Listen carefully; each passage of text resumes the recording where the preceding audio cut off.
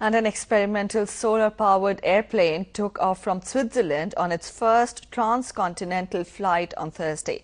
The Solar Impulse is scheduled to make a stopover in Spain after a 20-hour flight before finally flying to the Moroccan capital of Rabat on Monday. The plane, which requires 12,000 solar cells, embarked on its first flight in April 2010 and completed a 26-hour flight 3 months later, setting a record flying time for a solar-powered aircraft. A solar-powered plane took off on the world's first cross-Mediterranean flight on Thursday.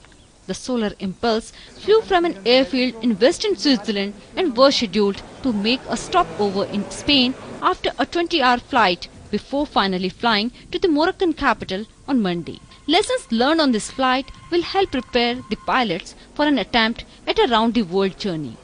Today it's the last rehearsal for the flight around the world in 2014, for André and myself as pilots, and for the entire team in the mission control and the ground team and the technical team. The pilot flying the aircraft to Madrid found it rewarding that the plane flies only using solar power.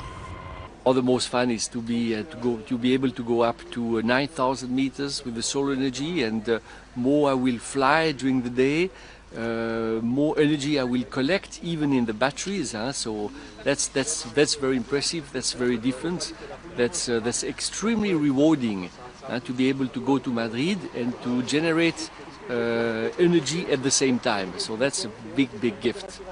The plane, which requires 1,200 solar cells, embarked on its first flight in April 2010 and completed a 26-hour flight 3 months later, setting a record flying time for a solar-powered aircraft.